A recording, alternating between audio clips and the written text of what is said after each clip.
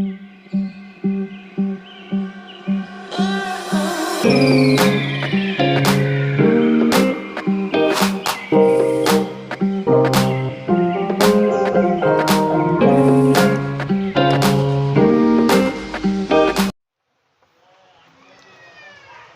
day everyone, and especially to our instructor, Sir Anthony Gamale, sir.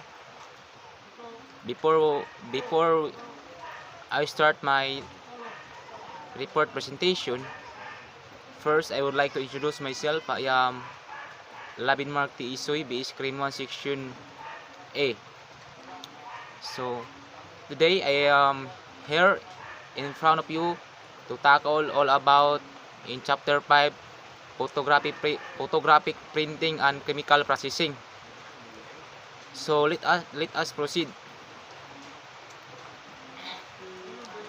Chemical processing. After the exposure of the film to light in the picture taking or the photographic paper during printing, the next step will generally be chemical processing. In black and white processing, the steps are development, stop bath, and fixation. In color processing, the steps are color development, stop, fix, and stabilizer. So, development. Development is the process by which an invisible latent image and emulsion is made visible. In black and white emulsion, the image is composed of grains of black, metallic silver. In a color emulsion, the developed silver is replaced with a cyan, yellow, and magenta dye. In development, a developing agent chemically breaks down or reduce exposed silver halide crystal to form grains or metallic silver. This process or reaction is the same in both black and white films and the photographic papers. So let us proceed the stop bath. The developer action in appropriate moment. It also prevents the contamination of the developer and picture from each other. And the fixation, a fixture makes the developed image permanent when it's followed by drought washing. In this processing stage, the unexposed underdeveloped silver halides crystal are dissolved and removed from the emulsion of the photographic material. So let us proceed to the film processing. So film processing can be carried out in trees, tanks, or mechanized equipment. Panchromatic materials must be handled in total darkness. Other materials like blue films, ultrachromatic films, and printing papers are handled under safe light. Equipment of film processing is tank or tree, developing rail, opener for film cartridge, scissors to cut tank of the film, thermometer, timer, funnel, photographic sponge, film clips for drying, glass or plastic bottles for storing mixed solution. So, the film processing procedure. So, tank metal film makes the developers top bath and the picture according to instructional manuals. Then bring it at temperature which 20 or BC or 68 70 F. In a dry area, lay out the film opener, scissor, reel, and the tank so they can be really located in the dark. In complete darkness, open the film cartridge by simply frying up the cap opposite the end, where the long spool core protocols extend the film that remove it from the stiff in the spool core, then reel it.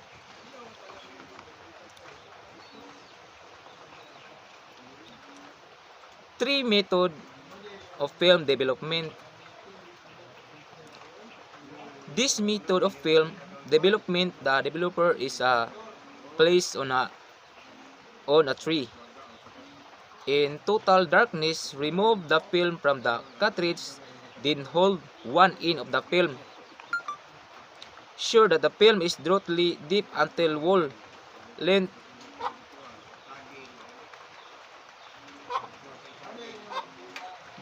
until the wall length of the film is evenly width. Timer will start with seesaw or falling up or down motion.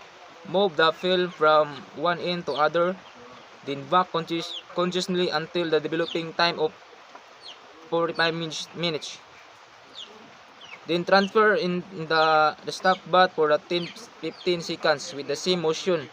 Thereafter place the film in the fixture and execute same motion for about 5 minutes. Then you can now open the white light. Continue the fixing until the required time is finished. Next will the washing and drying of the negative.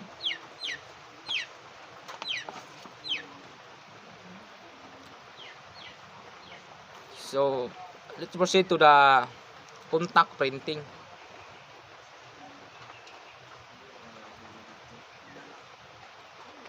Contact printing is the procedure of exposing photographic print materials while it is passed in contact with the negative being reproduced. This is the simplest and the most economical method of photographic printing. In terms of print quality, it can surpass enlargement in tonality because there is no scattering of image, forming light as this can be in projected beams of an enlarger. It usually looks to sharper because there is no lens in the printing system to add is aberration in the print making process, and also because details that may be slightly out of focus are not enlarged, so the unsharpness are not apparent. So, contact prints are generally made for proofs of 35 mm negatives or copies of the large format negatives like 5x7 or 8x10. It is also used to make positive copies of negatives. Contact prints can be made with either black and white or color materials.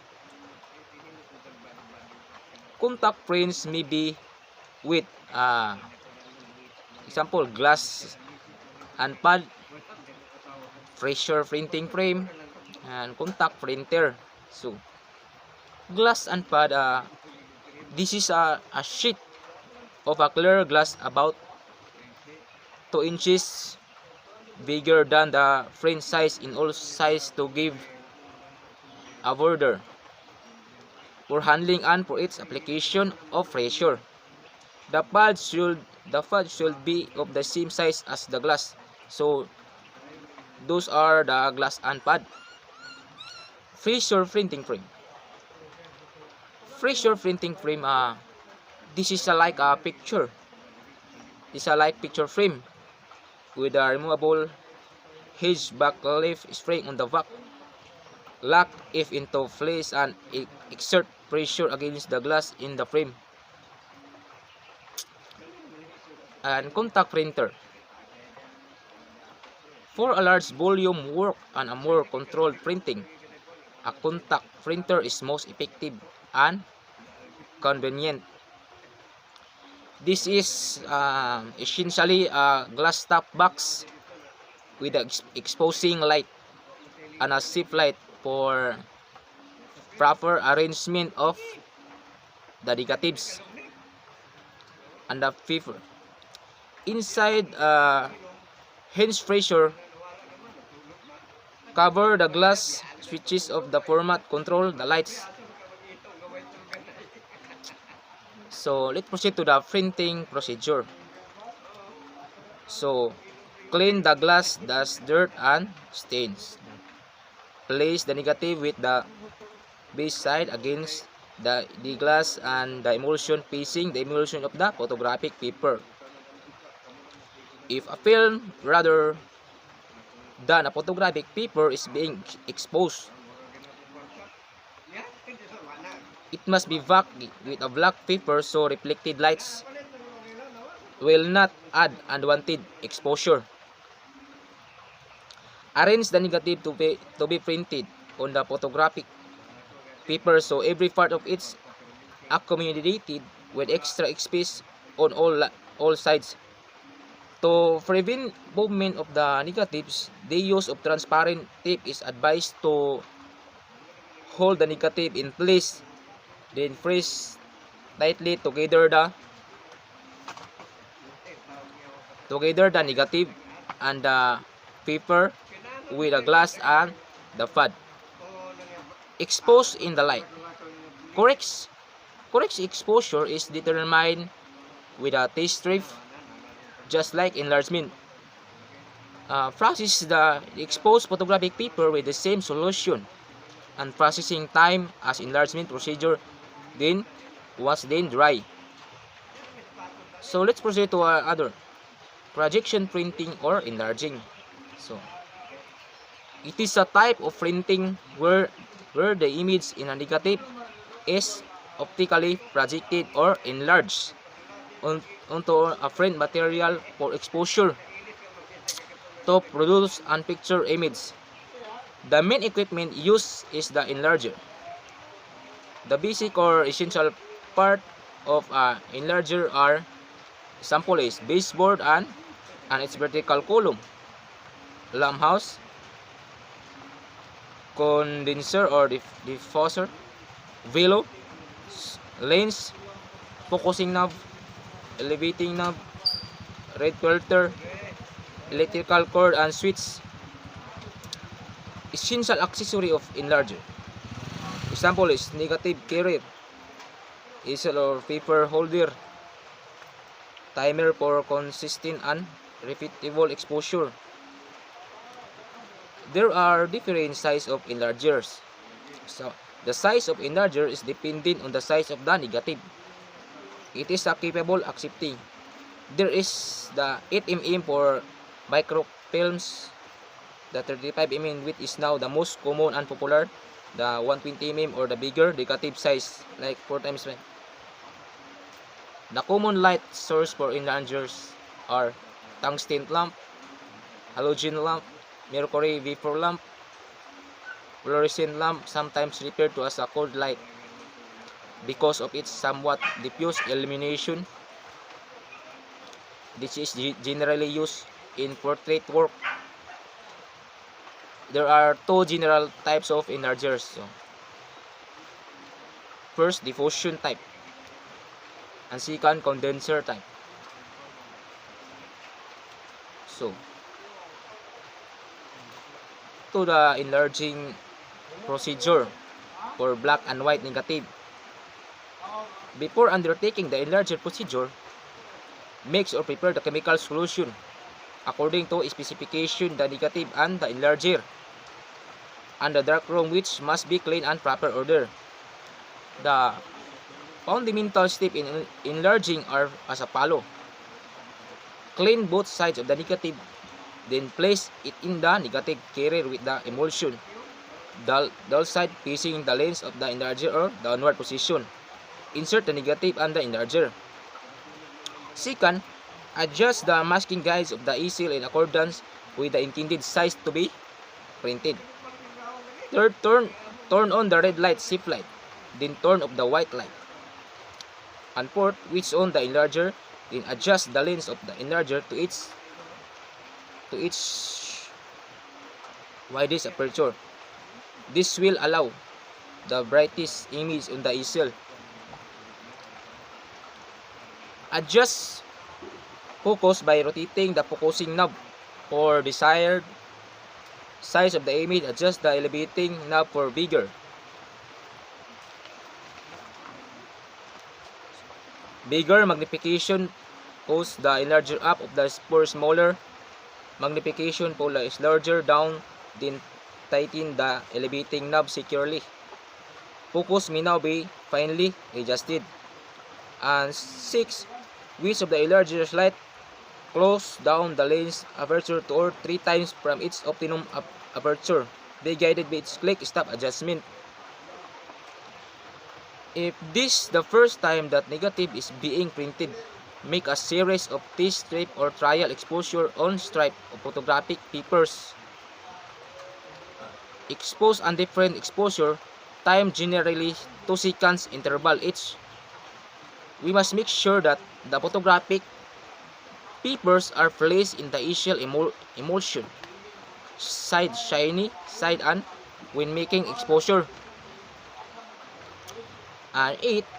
Process the tape stripes by immersing it is the developing solution for 1 to 1.5 minutes.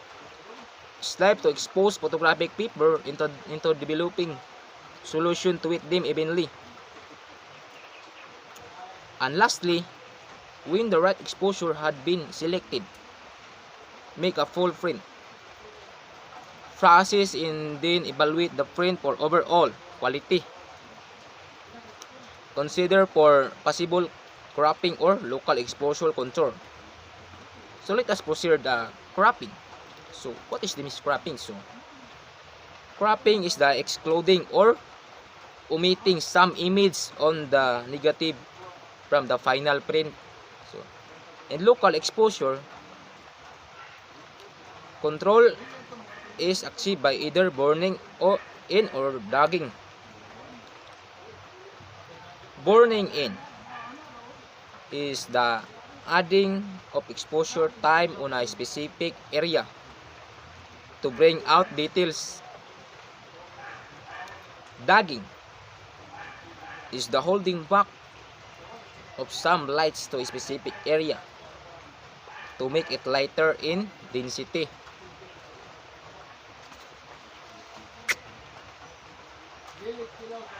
Generally, overexposed and underdeveloped frames are often muted and lacks contrast on shadow areas and good gradation of tone in the highlights. Underexposed and overdeveloped frames usually lacks in details in the highlights, and they often show chemical rag or yellow stains. So be aware that there are some factors that affect developing time. A. Concentration and freshness of the chemical solution. Full strength requires shorter developing time than a diluted one. Likewise, exclusion and contamination will need added developing time.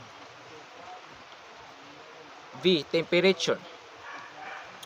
Room, or more specifically the temperature of the solution, is also an influencing factor. Higher temperature means shorter developing time and vice versa. Lower temperature will mean longer developing time. Agitation. More agitation will lessen developing time. Let us proceed to the equipment for paper developing. First, 3 plastic trays. So, one each for the developer, stuff, bat, and the face picture. So, let us proceed to the other topic. Equipment for paper developing.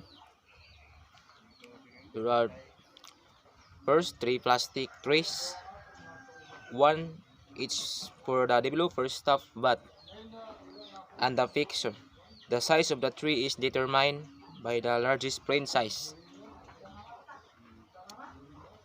Second, metal, plastic, or bamboo tung preferred by with a rubber ends to hold the prints. To hold the print. Third, rubber surgical hand gloves.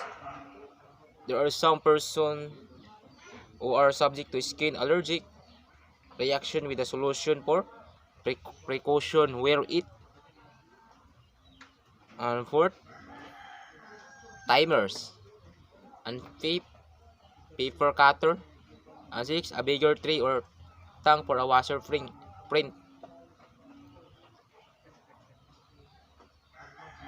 And let us proceed to the color printing process. A color negative film is printed on a color photographic paper which is essentially similar to the films used in a camera, except that the emulsion layer is located. It's coated in a paper base and cover which are colorless. Colored covers are not used because the print would then be unsuitable for the direct viewing of printing a color negative in complementary colors in a non-reversible print material. Reverse both tone scale and the color of the negative within the accuracy limit of the photographic process of the tone of and color of the original subject. The blue sensitive layer produce a yellow color when developed. The green sensitive layer produce a magenta color or when developed. The red sensitive layer produce cyan color when developed.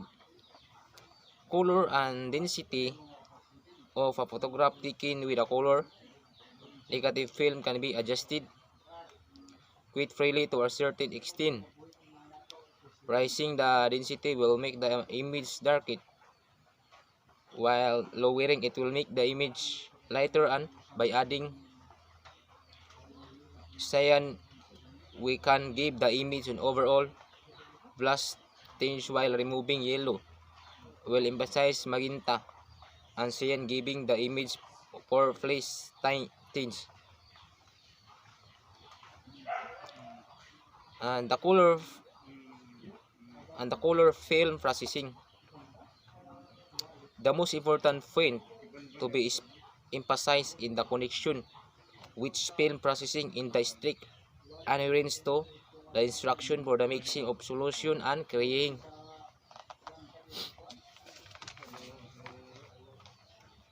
Out of processing step, the mixing of processing operation are not so difficult, yet they are exacting in the step, in the sense that the step must be standardized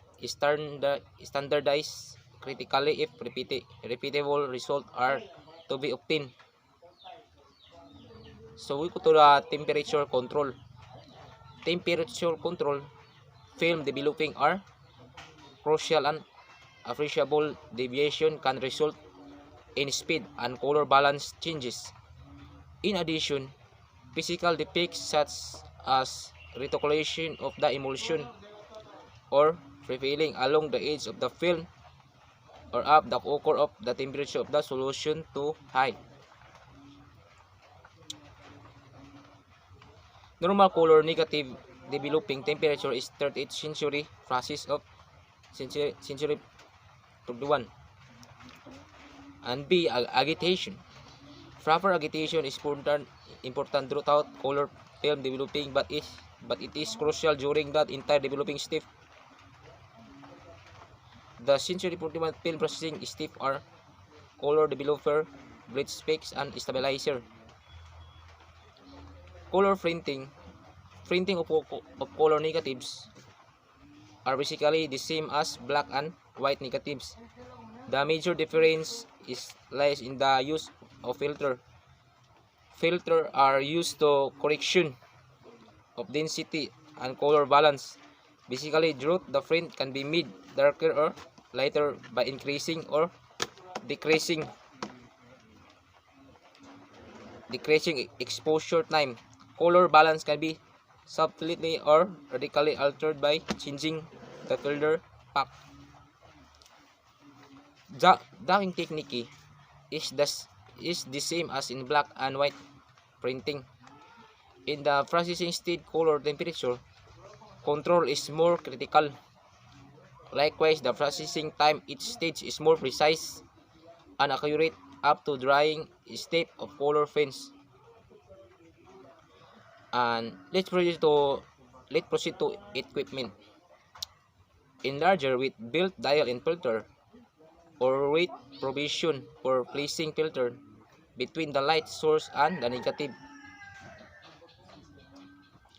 Light source is generally a tungsten halogen lamp. The use of fluorescent lamp is not advised. Second, color photography papers. Third, filters.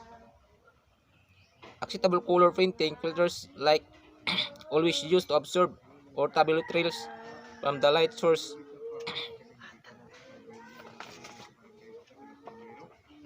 The other topic is printing procedure in color printing of a negative. First, prepare the chemical solution by carefully following the instruction given with the photographic paper and the chemicals. Second, place the negative in the enlarger with the emulsion side toward the lens of the enlarger. Use 215 and plus 50 filter and 40mm plus 10mm plus 40y plus 40 and plus 10y or others as specified in the paper instruction to make a test strip of series of 4 exposure at the same magnification as will be used in the first print. Exposure time is 10 seconds each of F4, F5, and F6. Third, process the print, then dry it. Then judge the base the test strip for a color balance. Look at sensitive areas or the middle as placed. Turn to the person and decide on what color or colors is in excess and how much in excess is slight considerable grit. Based on the above decision, select a filter pack that will control the color of the exposing light and to filter pack. Filter as the same color or colors are those excess in the test. Add 10 filter for a slight change, 20 for considerable change, and 4 great change, 30 filter, and some exposure color cost may be required as much as 50 filter addition to the pack. 6. Make another test exposure based on the estimated filter pack and the corresponding additional exposure time. Depending on the experience of the one printing, a third, fourth, or even fifth test stripe may be necessary until the desired color balance and density obtained. And let us proceed to other topic, color compared to the black and white. Since we live in a world of color, it is also natural that in general we find color photographs more realistic than black and white photographs. Comparatively speaking, black-white photographs are more of the abstraction from reality, or in other words, they are commonly accepted under merits as pictures. In a portrait is the likeness that is considered as the paramount importance, but other types of black and white points tends to be judged without reference to our regard for the appearance of the original scene. As a result, sound redemption in black and white prints can vary over a wide range and still remain satisfactory. In forensic photography, general fingerprints and handwriting or other printed materials which are subject for examination, analyze, comparison, and evaluation are black and white for contrast and other original appearance, so the use of color photograph is not advised. In the case of color photographs, however, an average observer tends to make a more direct comparison between subject and reproduction. His thoughts and comments will be based on considerable greater extent on this recollection of the original scene or his conception of how the original scene should have occurred. If the color photograph is to be satisfactory, skin and other object which have definite appearance in the mind that observed must be represented with reasonable accuracy, both in terms of tone retention and color rendering.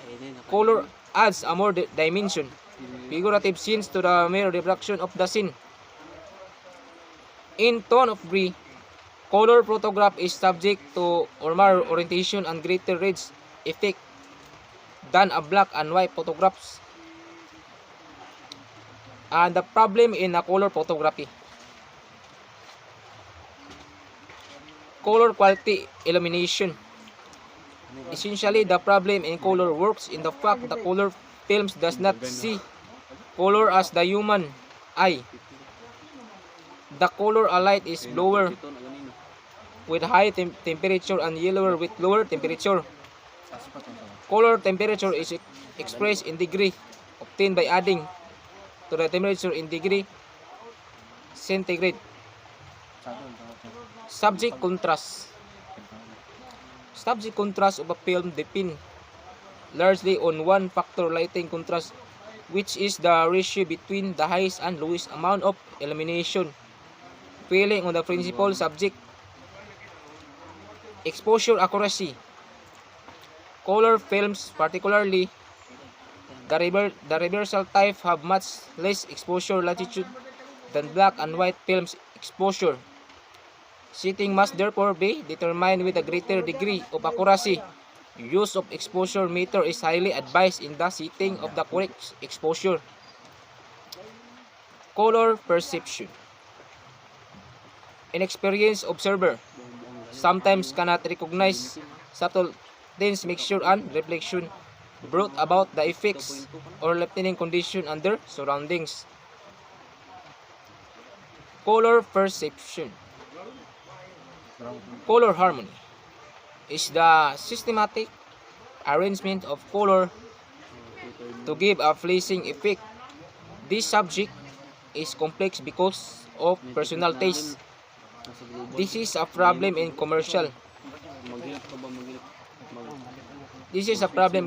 photography and illustrative work, but seldom in forensic work. And lastly, color blindness. People with this defective color vision have difficulty is distinguishing naming colors. They have sometimes see part of spectrum as gray. So this will all of them. That's all. Thank you and may God bless you.